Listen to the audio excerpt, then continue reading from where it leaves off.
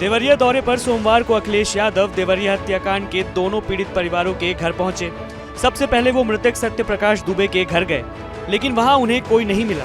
अखिलेश ने सत्यप्रकाश दुबे समेत पांचों को श्रद्धांजलि भी दी और फिर घटनास्थल का जायजा लिया, जिसके बाद अखिलेश यादव प्रेमचंद के घर जाकर परिजनों से भी मिले। इस दौरान अखिलेश यादव ने मीडिया से बातचीत करते हुए बीजेपी सरकार को जमकर घेरा। उन्होंने कहा कि अगर इस मामले में अधिकारियों को सस्पेंड करना पड़ा है, इसका सीधा सीधा मतलब है कि ये सरकार की नाकामी है। वहीं अभी तक क्यों नहीं पता चल पाया है कि प्रेमचंद यादव की हत्या कैसे हुई, क्योंकि अभी तक ये जानकारी नहीं हुई कि पहली हत्या प्रेम यादव की कैसे हुई और क्या सरकार छिपाना चाहती है। जो जीरो टॉलरेंस की बात करते थे, उन्हें कई अधिकारियों को सस्पेंड करना पड़ा, और अगर अधिकारियों को सस्पेंड किया तो इसका मतलब ये है कि सरकार ये स्वीकार कर रही है कि अधिकारियों की नाकामी रही है, जिसके कारण इतनी बड़ी घटना हो गई। अखिलेश यादव ने इस दौरान भाजपा पर मामले में राजनीतिक लाभ लेने का भी आरोप लगाया।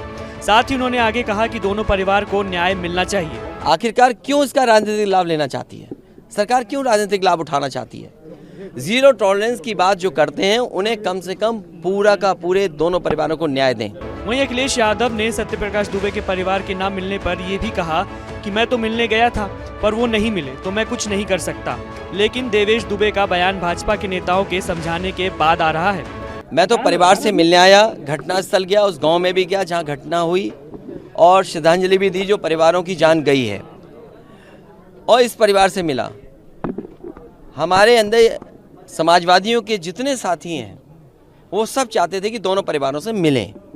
अगर वो परिवार नहीं मिलना चाहता, इसके लिए मैं क्या कर सकता हूँ? अगर वो परिवार नहीं मिलना चाहता है तो हम नहीं मिले।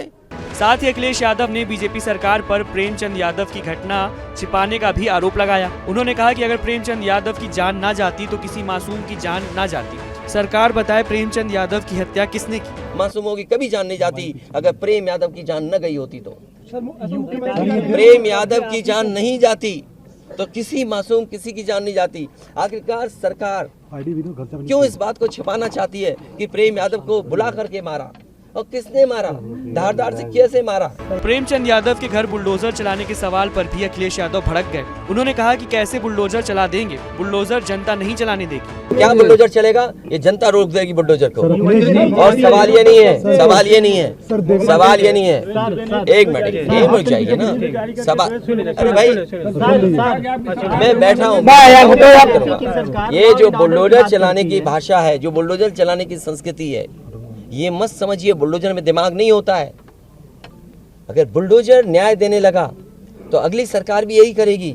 इसलिए मैं सोचता हूं कि अगर आप योगी हैं, योगी की परिभाषा यही है, दूसरे का दुख अपना दुख समझें।